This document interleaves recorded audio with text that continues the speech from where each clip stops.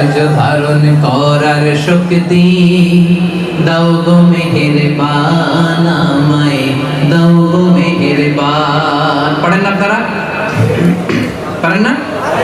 পড়েন।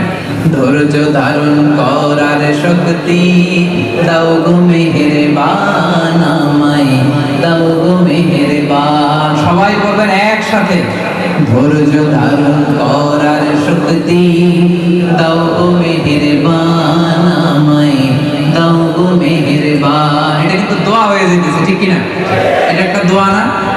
এটা আল্লাহর কাছে আমাদের চাওয়া না? তো মুখ বুজে বসে আছেন কিনা? সবাই পড়েন। ধৈর্য ধারণ করার শক্তি দাও গো মেহেরবান, আমায় দাও গো মেহেরবান।